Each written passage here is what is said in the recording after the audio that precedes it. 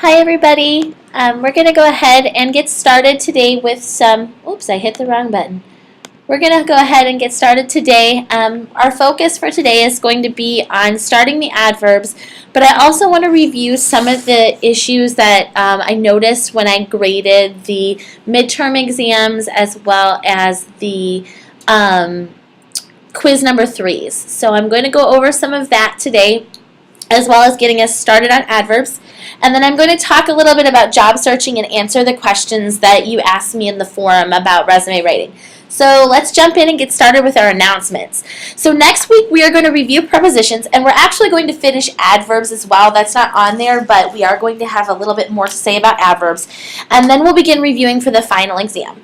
You'll take the final exam during week 15, and there's no class meeting in week 15. So you will have that entire week to take the final exam. You'll have 2 attempts to complete the final exam, but I won't be able to grade the manual questions between attempts. So how we've been doing this is that you take the quiz or the test, and I give you some feedback, and then I open it back up for you to retake after I've given you the feedback and after we've gone over it in class. Well, the final exam is a final exam. So this is at the point where you should have learned all of this information and be ready to put it into practice. So I will give you 2 attempts, but all the manual questions, the essay questions, the fill in the blank, the put it in your own words questions, I'm not going to be able to grade those between attempts. But I will open it back up for you to take 2 attempts. Both your midterm and your quiz 3 have been graded, and you can attempt both of those again when you're ready. We're going to review some of your weaker areas today, and then one of the things that I suggest that you do is right away go ahead and retake both of those. You should get those out of the way so you can start focusing on the final, and you should also get those out of the way so that you can study for the final using those quizzes and your test. All right, it's test 2. Test 2 is available. It's a bit different than the previous tests. You're going to write down your answers and submit it to me for grading. That will be due by Sunday so that I can give you a second attempt on that one as well. So it is due a little bit faster than than the midterm was. Obviously, you only have a few days, but I want to give you a second attempt on it if you struggle. And then don't forget that writing assignment number 3 is due in week 14, which is Sunday the 9th. So just as a quick recap, final is coming up week 15. There's no class in week 15. Next week, we will meet to go over prepositions, adverbs, and to review for the final. Right now, what are you supposed to be doing this week? Well, you have a midterm and test 3 that you can retake if you feel that it's necessary. Midterm and quiz 3 that you can retake if you feel it's necessary, and test number 2 that you need to take. There's also a worksheet that's due in this week. All right, if you have questions, of course, about this, go ahead and email me. So I want to take a minute here to go over transitive and intransitive verbs, because I noticed on quiz number 3 that this was a concept that many people were still struggling with. I think this is maybe because I didn't give you good examples of intransitive verbs the last time that we discussed this. So I want to do it again, and this is actually going to parallel with our discussion of adverbs today, because some of you guys are taking adverbial phrases and you're thinking that they are direct objects, so you're saying that a verb is transitive when it's actually intransitive. Now, I just used a lot of big words, so let's break it down and look at what I mean here. So remember, transitive verbs are verbs that include, or not necessarily include, but they have direct objects. They take direct objects. And those direct objects receive the action of an action verb. So verbs can be transitive or intransitive. There's some verbs that are always intransitive, and then there are some that can be transitive or intransitive. Direct objects are nouns. They're always nouns, or they act as nouns. And direct objects, now this is the important part, direct objects answer the following questions: who or what? Okay, so they don't answer the questions like where. That's a question that is as an adverbial question. That's a question that an adverb would answer. And I'm actually going to, the reason that I brought that particular question up is because there was a question on the quiz that was often missed, where that you guys were thinking an adverbial phrase was a direct object, and I'm going to talk about that in just a minute. So remember, transitive verbs, they take direct objects, and direct objects are nouns or phrases that act as nouns that receive the action of that verb. So receive is important, and if you don't remember anything else, remember that they answer the questions who or what. So, because that's going to be important. Let's look at that in a second. So this is the one that a lot of folks were struggling with. After he left the party, my dad drove to the drugstore. This is actually intransitive. After he left the party, my dad drove. Who or what? Is that question answered? No. The question that's answered is where. There's no who or what answered. It's not answered. So drove is intransitive.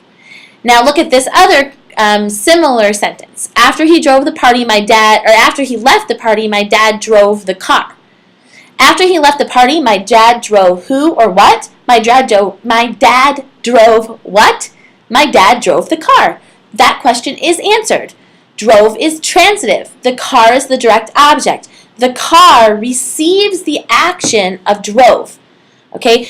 To the drugstore is not receiving the action of drove, but the car is receiving the action of drove. It answers the question who or what, so drove is transitive. So hopefully that makes a little bit more sense here, and I think that it will in just a second as we talk about the adverbs, because part of that comes into play. All right, let's look at something from the midterm that some of you guys were having trouble with. Now, I do want to point out that I think some of you were just not reading the questions, the whole question for the midterm. So some of you guys were confused by this question, and it was either maybe you weren't reading the whole question or the question was just confusing. So we had a bunch of these that was like eye of the goose, and one of them was echo of the valleys. And it was asking you to put, tell me what the singular possessive is and what the plural possessive was. So what we want you to say is echo, valleys echoes, or goose is eye. And that's what that question is asking you to do. So in this case, the singular would be goose's eye. So eye of the goose. The eye that's possessed by the goose owns the eye. Singular, one goose, is goose's eye with an apostrophe S, goose's eye. Plural of goose is geese. It's irregular. So we still are going to add the apostrophe S though, because it doesn't end in S. So this is geese's eyes. Now let's talk about this for a second. Some of you wrote geese's eye with no S. Okay, in that case, I gave you the points because technically, it could be grammatically correct, although it would be weird. Because if you have the geese's eye, what that is a bunch of geese that share one eye. So I think there was a question on there about tails. I can't remember what, deers. The deer's tails. Some of you said the deer's tail. I said, okay, this would be grammatically correct if you had two conjoined twin deers that shared one tail. Does that make sense? I hope that makes sense. Because if you just have geese's eye, then you'd have two conjoined twin geese that share one eye. All right, so technically in that situation, it could be grammatically correct, but very weird, very unlikely, right? So in this case, you need to make eyes plural because this is the geese's, multiple geese that own or possess multiple eyes. Now, something that I saw a few people doing was putting an apostrophe S or making a change to I. We don't need to do that. You only change the noun that's doing the possessing. You don't have to change the thing that's being possessed. It wouldn't matter here if you said geese's eyes, geese's feet, geese's bills, or geese's food, right? It's always going to be geese's whatever if it's a plural possessive of geese, okay? So, with those particular questions, there were like 4 of them in a row. Some of you guys did great, got all of them right. Some of you guys got a couple of them right. The valleys one is confusing. Valleys seems like it would be plural with an IES. It's not. It's VALLEYS. So that one is just a tough one. That's an irregular. It's an irregular noun, and it's just a confusing one. It's one of the ones that I trip over sometimes too. I have to second guess myself or think to remind myself that that's an irregular noun, and that's how it's made plural. But that one is just, a couple of you guys missed just that one because it was tricky. But some of you guys missed all of them, and I wasn't sure if you were not understanding what the question asked you to do, or if you were not understanding how to make them plural possessive. And so some of you guys are missing all the plural possessives. So that's why I wanted to go over the plural possessive there. So plural possessive is you take the noun, you make it plural however you make it plural. You know, if it's regular, you're adding an S or an ES. If it's irregular, then you're doing something else. You know, maybe making it goose to geese, woman to women. Maybe you're however you make it plural, you're making it plural and then making it possessive. Okay, so that's what that question is asking you to do. Now, if you have any individual, I should try to give feedback to everyone on that, to tell you what was happening, why you got it wrong, or to provide the correct answer. If you're still not sure, if that part's still confusing, please reach out to me. I definitely want to help you with that. But I do want to take just a moment here to talk again about making sure that you read the whole question, because even the midterm, and you guys had a long time to do the midterm, that last question, it asked about a possessive pronoun. A possessive pronoun. And some of you guys were giving me possessive nouns. And I'm pretty sure everybody in here knows what a pronoun is at this point. You know, a pronoun that replaces a noun. So a possessive pronoun would be his, our, their. And some of you guys were giving me, you knew what a possessive was, so you were saying like editors. Or somebody said clerks, like clerk apostrophe S. That is a possessive noun, but it's not a pronoun. And that question was asking for a pronoun. So I really hated to take off points for that one because it was clear that you knew what a possessive was, but you gave me a noun, not a pronoun. So just make sure you take your time, and that goes forth, you know, we have 2 tests to take and a couple of tests to retake. So make sure you take your time and you read the questions carefully so that you understand what question is being asked. But you guys, I mean, I know that you're capable of doing this. I was really proud with most of the scores on the midterm. Many people were scoring in the 80s. I thought that was great. So let's just keep making sure that we're reading all the questions clearly, and if you have a question, ask me. But those are the major things that I saw on Quiz 3 and on the midterm that people were having trouble with. Also on Quiz 3, it's asking you about the tenses, the perfect tenses. All of that information is laid out in your book, and it's in a past PowerPoint that we covered. So take the time to review that before you retake the quiz, and have that with you to consult. Because a lot of those, I was looking at the ones that were getting counted wrong, are questions that are clearly answered in either your textbook or in the PowerPoint. So do make sure that you have those resources with you when you take the quiz. And remember that it is open book. So feel free to use your book to find the answer with those. I know some of those perfect tenses can get confusing, but it is all clearly laid out in the book. So you're not being asked to memorize all of this stuff just yet. You can have your resources with you while you are working. Okay, so we went over the transitive, intransitive verbs, and we went over possessive nouns, which were the big things that I'm noticing people struggling with. Again, if that's not your thing, if you're getting all those questions right and you're getting other questions wrong, feel free to reach out to me and we can talk through what it is that you're having a challenge with.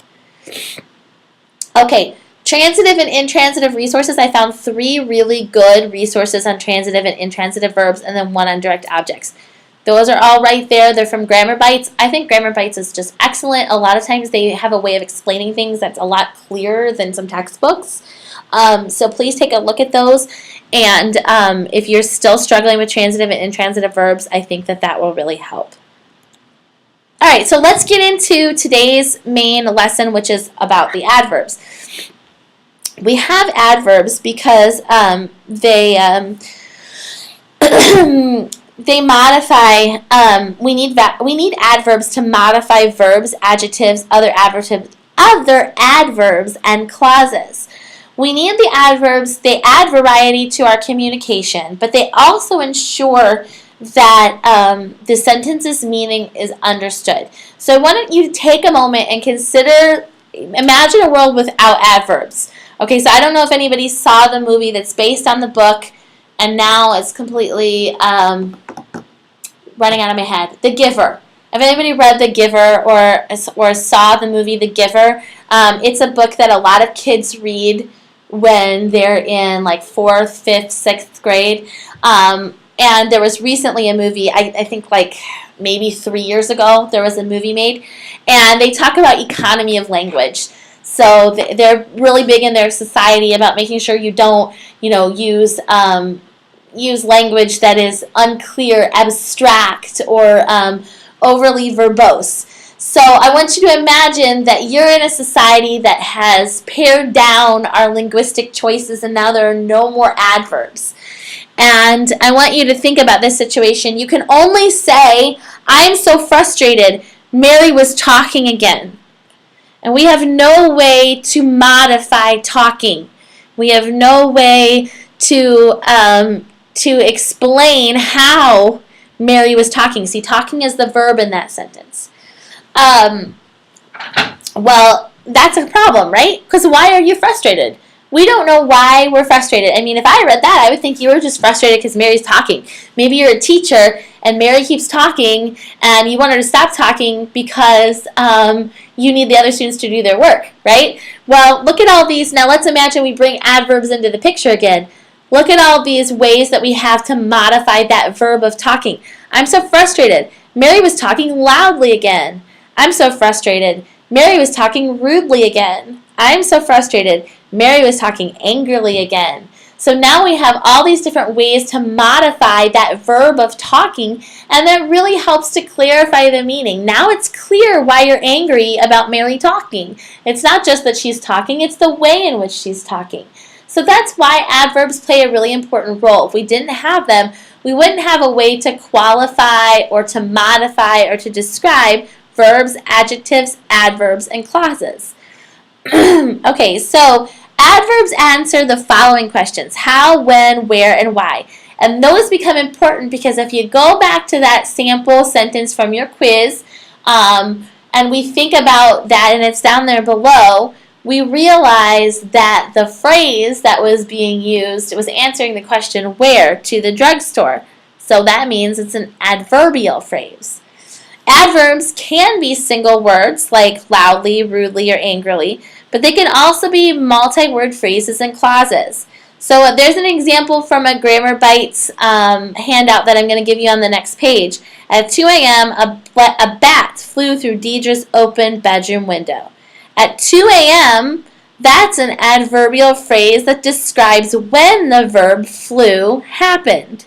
So that adverbial phrase is telling us when the event occurred. It's modifying the verb to tell us when it happened. And there's an H in there that I capitalized. I apologize. My computer kept glitching when I was doing this for some reason and freezing. So it was not letting me edit properly. So I apologize that I didn't catch that. But through Deidre's open bedroom window describes where the verb happened. So the verb is flew. And now there's another adverbial phrase that answers the question where. Now, if you look at that sentence, after he left the party, my dad drove to the drugstore. To the drugstore answers the question where. So it's actually modifying that verb drove. It's an adverbial phrase. It's a phrase that acts as an adverb. It's not a direct object. So now we know that it's not a direct object for a couple of reasons. We know that it's not a direct object because it doesn't receive the action of drove. We know it's not a direct object because it doesn't answer the questions who or what. And we know that it's not a direct object because it doesn't act as a noun, it acts as an adverb. It does answer the question where, so it acts as an adverb. So hopefully now that we've discussed this adverbial concept, that's a little bit clearer. And then when you go back and take the test or go back and retake the quiz, you're going to see that it's a little bit easier to understand now which are the adverbial phrases and which are actually direct objects that act as nouns. But when all else fails, ask yourself if it answers the question who or what. If I have verb plus subject plus who or what, then that's a direct object and my verb is transitive. If it's answering one of these other questions, how, where, when, why, it's not a direct object and my verb isn't transitive. Okay, so that's where we're going to stop on adverbs for today. And the reason that we are stopping there is because I want you to take a minute to kind of let that absorb, and then I want you to go back and retake those two, the test and the quiz. Because I've kind of explained where all the struggles were happening, and now I'd like you to go back with this new information and retake the quiz and the test, the midterm. So that's why I'm stopping there with the explanation of adverbs. Now, after you take the quiz and the midterm, retake the quiz and the midterm, I recommend that you read this handout, the Grammar Bites one that I've linked here on adverbs. I suggest that you read that before you take the next test. So test 1 was the midterm, and I'm giving you the opportunity to retake it today. And then test 2 is available in week 13. I suggest that you do that reading before you take test 2. Next week, we're going to keep talking about adverbs, and we'll also discuss prepositions and then review for the final exam. All right, so finally, what I want to get into now is job searching and answering your questions about job searching. So you guys had a forum, and I said, ask the resume expert, what do you want to know about job searching? And these are the 6 questions that I picked out of there that were kind of everybody was asking some form of these questions. So I'm going to jump on and answer these. So the first question was, how much of your past history do you include, and what if it isn't related? All right, well, let's start there and think about, first of all, with your past history, the general rule is to include 10 to 15 years on your resume. But if it's not related, we don't necessarily need to include that much. However, I want to challenge you to think differently about related, okay? Because many times your previous job history, even if it's not in court reporting, it's going to show that you have skills that court reporters need. Attention to detail, right? Communication abilities, being able to be reliable, punctual, on time, professional. These are skills that court reporters need. And if your previous work history shows that you have those skills, think twice before removing it. So if it's not related, I would say, if you have maybe 10 years of history, I would, and most of it is not related, I would include the last 5 or 6 and try to pick out the things to emphasize that are related. And there's related skills in almost every job. So say you're waiting tables. Well, if you're waiting tables, you have to deal with a high-stress environment, a fast-paced environment. You have to be able to communicate effectively with people, and you have to be able to be efficient, fast at what you do. Those things are all necessary in your court reporting profession. So you can pull out and explain all of those things. So if it's really not related, if you really can't think of a way that it's connected, I would say leave it out if it's older. If it's your current work experience, you need to include it because it's good to show that you've been employed consistently or that you're employed currently. But 10 to 15 years is the standard. If it's not related, you can do a little bit less than that. But think about, are you sure it's not related? Because oftentimes, even if you don't think it really is related. What do I do if I've been a stay-at-home parent? I have this question a lot. And a lot of times people who are stay-at-home parents think that they haven't been working, and then I will ask them, well, have you gotten a paycheck for anywhere in the past 8 years? In the past 5 years, or however long you've been a stay-at-home parent. And they'll say, yeah, I subbed, or I worked part-time at this retail organization, or I I did like some temporary consulting work. I did some marketing, or I did some sales for my brother's company or something like that. Or maybe I sold a multi-level marketing product. Maybe you sold Scentsy, or you sold Mary Kay, something like that. Those are all jobs that you can put on your resume. So if you've done any of those things, again, think about those skills that are transferable. So if you ran your own multi-level marketing business, you had to do a lot of organization. You had to do a lot of communication.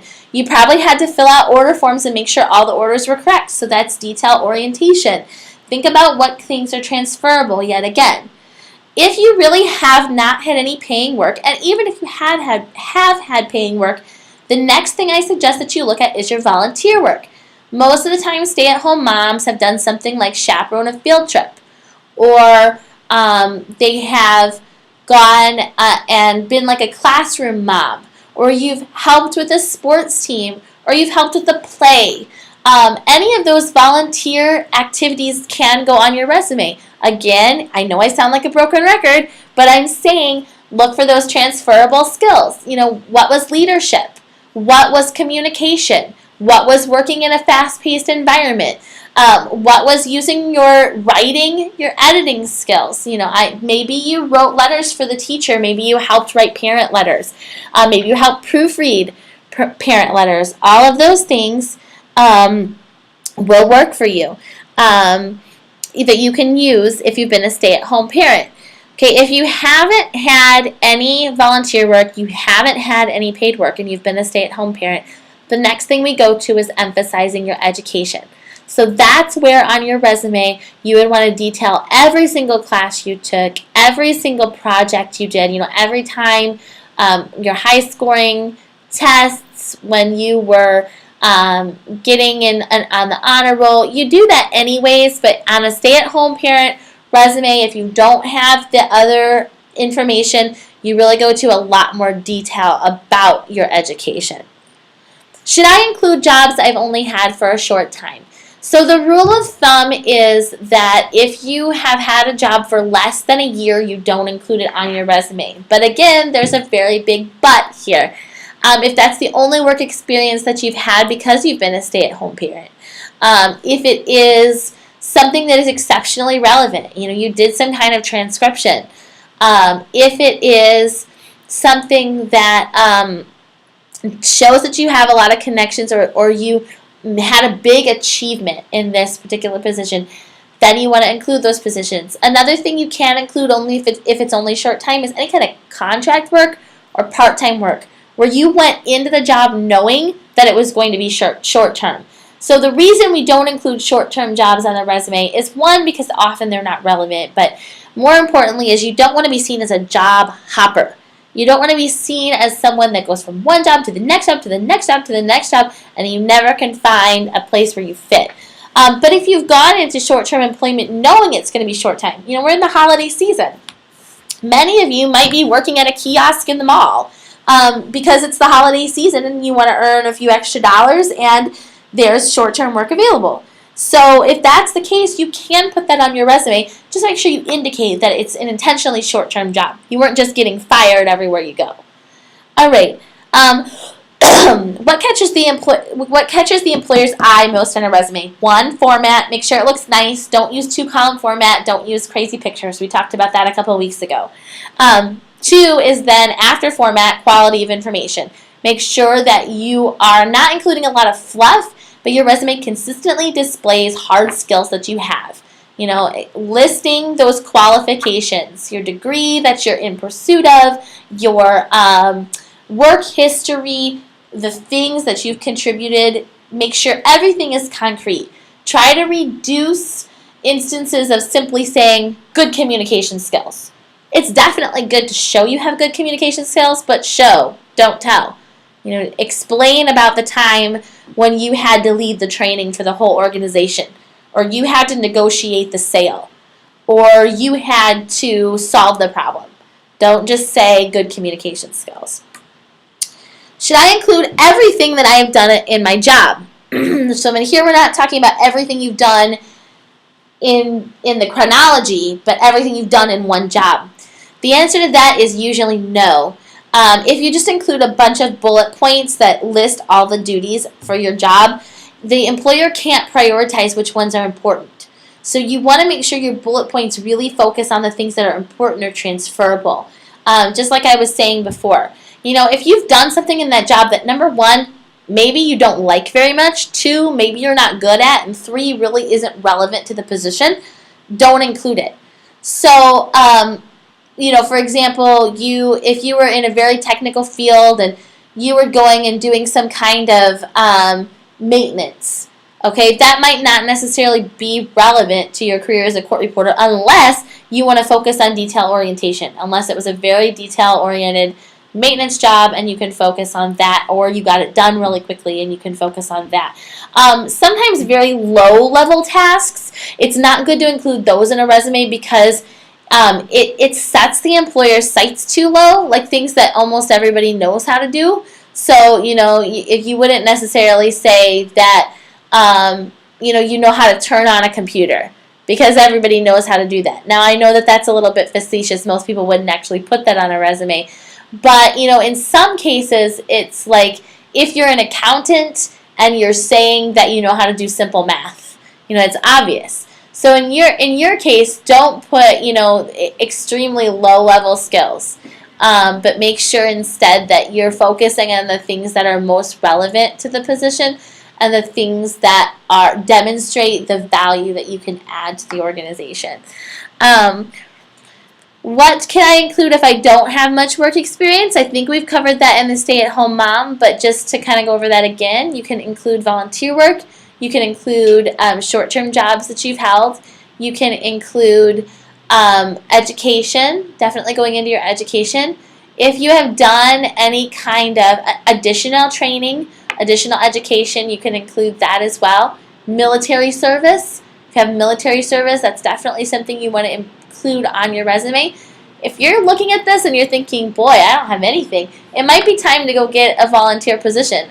If you did any kind of like job shadowing too, you can include that. And that's really cool. When you're a student, it's like the only time where you can just go up to someone who has a particular profession and say, hey, can I follow you around for a little bit? Can I learn what you do? So if you've done anything like that where you have been involved with any kind of job shadowing, then that's definitely something that you can include. Of course, internships as well, if you've had any kind of internship. So those are all things that you can include on your resume. All right, so I think that I've answered all of those questions that came through the forum. Most everybody's question was some version of one of those above. If you have a question for me that I haven't answered, feel free to shoot me over an email, and I will definitely answer it for you. So what's next? Go back to slide 8. Read the article that I gave you and retake your test, test 1, and the quizzes. Take test 2. Complete writing assignment number 3, which is due next class, and begin reviewing for the final. Begin going over the slides, begin going over rereading